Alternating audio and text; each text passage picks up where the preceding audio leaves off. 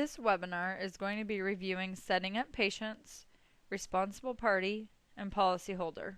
You will be able to access your person list by going up to List and then Person, or you can just choose your person icon from your toolbar. Once you've went into the person list, you will have the option to pick a new person if you need to create a new person. Edit will allow you to edit and view a current patient. You can delete a patient as long as no history has been attached. You can create a report of all of your active or inactive patients. And then we can go ahead and close out of here. The first thing we're going to do is go ahead and go up to File and Preferences. And then we're going to go ahead and go to the Patient tab. This is going to be an area where we're setting up some default selections for the way that we want information to be set up. In the first option here for the Use Auto Patient Numbering, this is where you would want to determine if you would like to create patient ID numbers or if you would like to have Eaglesoft to create these. Here we're starting with the number 1. If you want to change that, you can just change it to whatever the number is you would want it to begin with. Or you can simply uncheck this and then it will give you the ability to number the patients yourself. You will also be able to search for duplicate names when you're in your person area. You can tell the system if you want the social security numbers to be displayed when you're looking at the patient list, or if you would not like them to be displayed. Your Show Recent People. This is just going to show you the last 20 people that you've seen for a specific day. Or you can change that to a bigger or smaller number. Your Disable New Balance prompt on new patient. By having this checked, it will disable a prompt from appearing that's going to have you to put in a balance forward each time you're entering in a new patient. The Enable Notice of Privacy Practice, Enable Authorization, and Enable Consent. These are all HIPAA. These are all going to be information in regards to HIPAA, where if a patient is missing any of this information on the patient window, meaning it's not checked off that they've received it, you can check the boxes here, and then each time you go into their file, it's going to let you know that they don't have that information indicated as being received. And then you'll also notice the asterisks. The asterisks are going to be workstation specific, meaning anywhere that you have a preference with an asterisk, I could check it on my machine, but then somebody else could have it different on their machine. So now let's go ahead and hit OK to save this. And we're going to go ahead and go back into our person listing. So we'll just select the person. And then we're going to go ahead and choose New. Now here's where you can see the ID, how it says Auto. Since I'm having the system to number my patients, it's going to say Auto. If I was not having Eaglesoft to number them, this would be the point where I would be numbering my patients' files. And then we'll go ahead and we'll put in a first name. And then we'll put in a last name. If they have a middle initial, you can put in a middle initial. If they have a preferred name, you can put in a preferred name. You also have salutations, where you can put in if there's a certain salutation that you want to keep on file. Below that, we have the person is. With the person is, you have patient, policyholder, and responsible party. Your patient means that if we check this, we're telling the system that this person is going to be a patient in our office. Policyholder would only be checked off if this person is the subscriber for dental insurance. The responsible party is checked off for whoever we want to have as our responsible party. Now, this responsible party option is also how you're going to attach all of your family members together. If this person is the subscriber for insurance, what you can do is go ahead and check off policyholder. When you check off policyholder, then you'll notice that over here in the middle section, it's going to appear with has primary insurance. It'll pull this person in as the policyholder, and the relationship will be indicated as self. Now if we come back over to this area, we can go ahead and come to the address and type in their address. And then we have our city, state, and zip. We can set up their home phones. If they have a work phone, we can put it in their work phone. You can do a cell phone. If they have a pager, you would also be able to set up a pager. Here's where we have the gender information. You can set up if they have a marital status. We can go in and pull in whatever their birth date is. Here's where you can keep a social security number on file. And then the chart ID now in the middle column here, this would be, for example, if you have another system or maybe you're doing paper charts and you have a certain ID system that you would like to keep on file, this would be where you can put that chart ID into the Eaglesoft to keep on record with this patient. If you would like to keep a record of the driver's license, you could just come in here and set up whatever a patient's driver's license is, and then that will keep it on file. If they have an email, you would be able to come in here and post their email. And then you can check off receive email correspondence, and that tells Eaglesoft that we do want to have the ability to email this patient. Now, in order to email, you do have to have a MAPI compliant program, and that would be, for example, Outlook, Outlook Express, Outlook Exchange. Your received text messages. This is another feature that we have that can be set up for e-reminders. And then now here's where we have our has primary insurance. Now when we're on this has primary insurance, the next thing we need to do is go in and pull in the employer. So if I go ahead and I choose employer, it will take me into the listing of all the employers that I have created in my system. If you're looking at the list of employers and you don't see this patient's, you would be able to actually create a new employer from this window along with a new insurance company from this window. I'll just go ahead and type in just the word employer to show you. If you know the employer's address, city, state, zip, phone number, you could include that as well.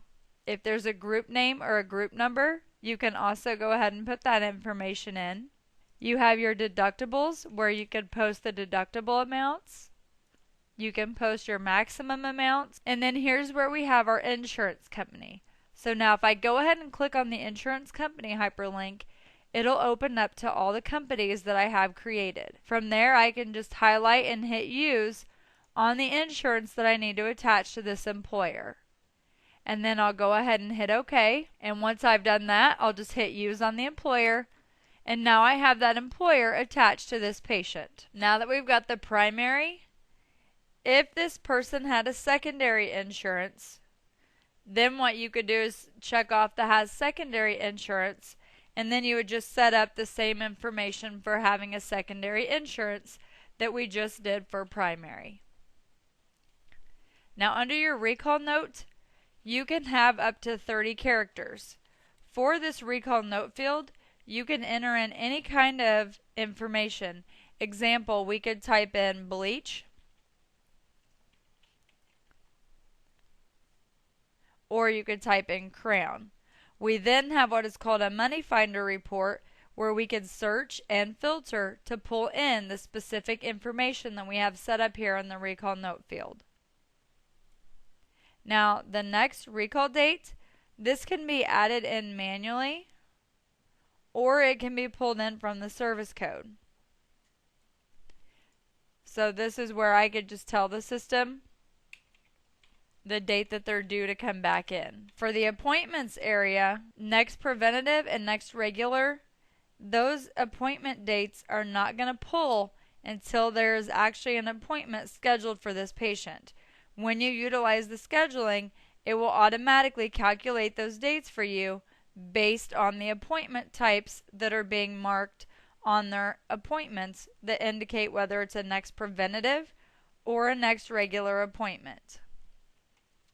Now for your HIPAA area, this is where you can check off when your patients have received the privacy practice, privacy authorization, or consent forms.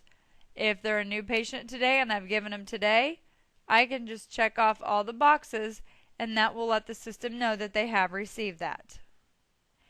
And then when you attach family members together, then you'll see in the family member section where they will be attached. So now to review the buttons along the right hand side of the window. The registration button will allow you to choose from some different forms. You have the print registration as is. You can print out just a blank registration form that can be printed and used for all of your patients. Or you have the option to print registration without information in the defaulted fields. So if I just hit print on this, we'll review this. And here's what that registration form is going to look like.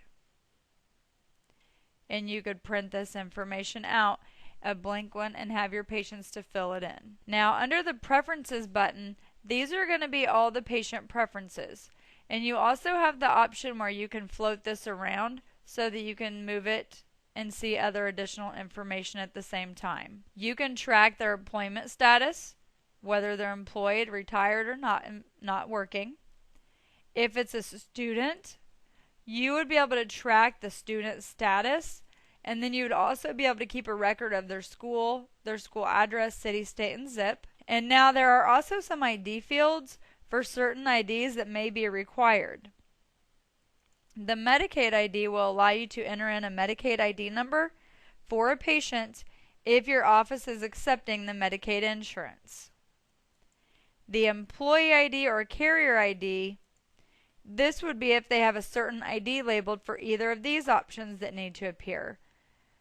Now, most of your insurance companies are starting to just identify off of the member IDs. So here we have a primary member ID and a secondary member ID. If you have a patient with primary and secondary insurance, this is where we would pull in the ID number that needs to populate for primary and then their ID number that needs to populate for secondary. By entering them in here, Eaglesoft will know to automatically populate those onto the claim forms. The authorized release, this will give you the ability to specify if the patient has agreed to release information for the processing of their claims. And then your signature on file checkbox, this just indicates that the policyholder's signature is on file. And you would be able to also choose whether it was modified or no release. Now the patient uses EPSDT. This is early and periodic screening, diagnosis, and treatment. This is a part of the federal Medicaid program. It allows underprivileged children to receive preventative services. You would only check this if you're working with the patient that is a part of the Medicaid program. Under your time preference, you would be able to select if a patient prefers AM or PM, or if there's no preference at all. You will also be able to populate if someone wants to be on this short notice list. We can track if they have any failed appointments, canceled appointments, or neither. Here's where you have your pre-med necessary. And if you have a patient that does have a pre-med necessary, when you check this, it will then give you the prescription template information where you can go in and create a template to actually pull in that information for your patient. So I'll just go ahead and choose the PIN-VK and hit use. And then here's what it would look like. If you're also seeing ortho patients, we also have a setup where you can track the orthodontic patient information. Under the financial preferences, the first option you have is for a discount. Let's say you have a senior citizen that you want to give a discount for. In the drop down, I can see that I have a senior citizen discount of 10%. To add into those discounts, you can just click your blue hyperlink here, and then it would allow you to create a new one. And then let's just say we're going to put in family, and they get a 50% discount. Then I can just change it to 50, hit OK, and now for anybody that's a family member of a staff member, it'll give them a 50% discount. So we'll hit use. The fee schedule that's listed here, you would only pull in your fee schedule if they don't have any insurance and you would like to give them reduced fees. Otherwise, if they have insurance and they have a fee schedule with their insurance, you would just leave this set to none. Your preferred dentist, this would be whoever the patient's preferred dentist is. The pharmacy, let's say for those pre-meds, we need to call into a certain pharmacy. Again, you can choose from the listing, or you would be able to come into your pharmacy and create a new one by hitting the new button. The active is just letting us know that this patient is an active patient.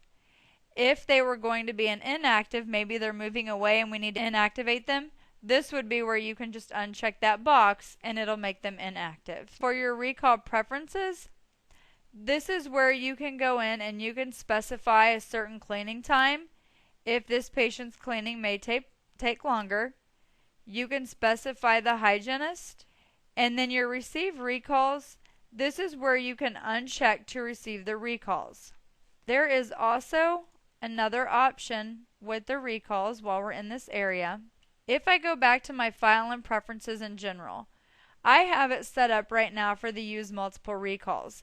That's where you have the ability to track more than one type of recall to a patient, which means maybe this patient comes in every 3 months for perio and we see them every 6 months for a prophy, or we want to keep a record of when they're due for x-rays and when they're due for a recall. That's when you would do multiple recalls. Otherwise, we could uncheck this. And now if we go back into our patient and we look at their preferences, now you have the option for a recall frequency of 6 months. And then if this person should be on a 3-month, you would have the ability to come right here and just change that to a 3-month. And then again, your receive recalls. This is where if they tell you they don't want to receive recall cards or they don't want to be called for recalls, you can uncheck this and they won't get recalls. Your last preventative date will automatically generate based on the date for when your patient was in for their last visit. The productivity information, this is where you will be able to see their year-to-date charges, collections, their visits. You'll be able to see the date they were entered into the system, when they had their first visit date, and then when they had their last visit date. And then the next button we have is the history. Once you start posting services to your patient, this will just show a record of all their history. The alerts area is going to be where you can attach an alert to a person. You could just find, let's say, pre-medicate. We could highlight and hit add.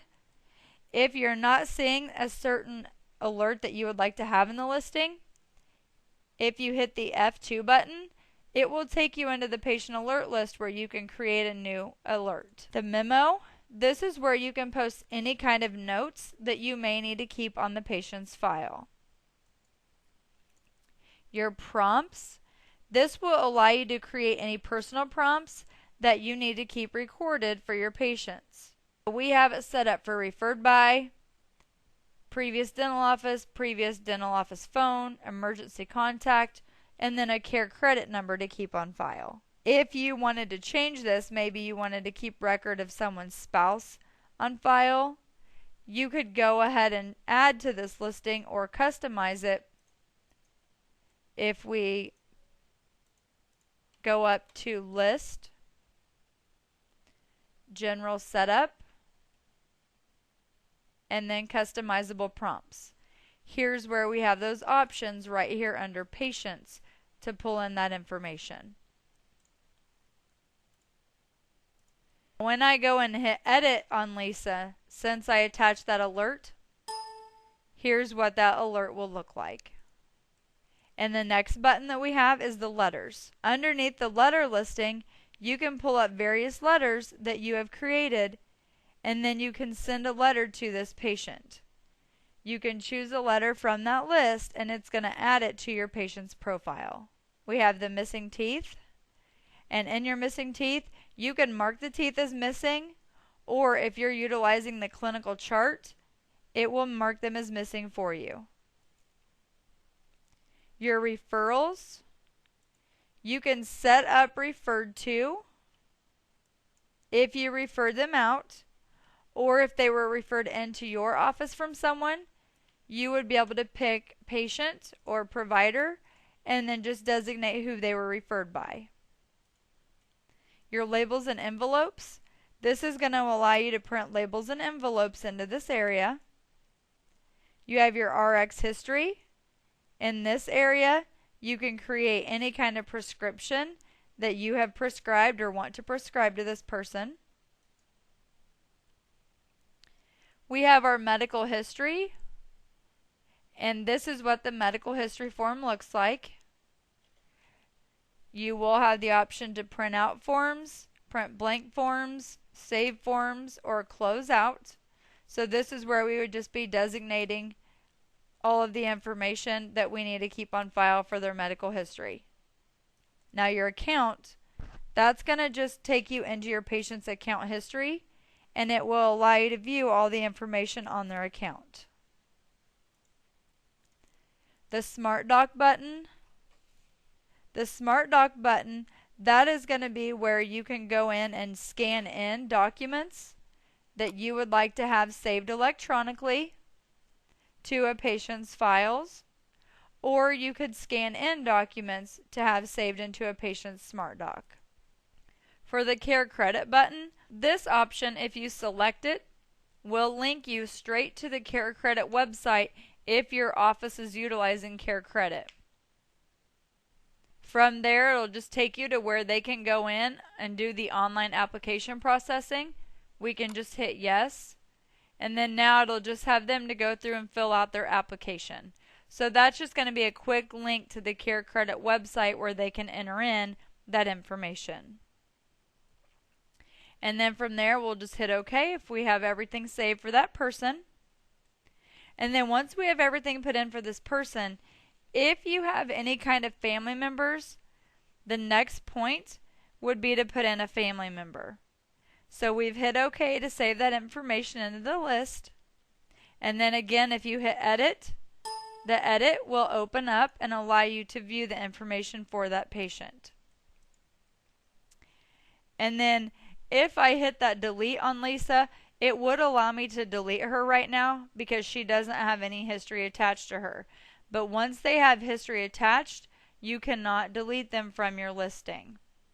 Now if I go to new, and let's say that we needed to add a husband, I could go ahead and put in his name. And then now what I would do to link them together is I would uncheck responsible party.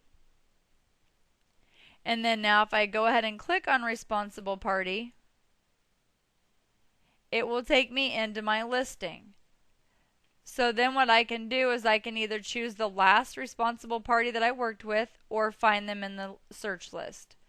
I can hit use, and then now what it's going to do is it's going to tell me that the responsible party that I'm utilizing has insurance, and then it's going to ask me if I want to utilize this insurance for this person.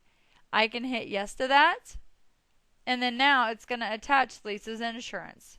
From there, I can hit OK, and now I have the patients created in my list.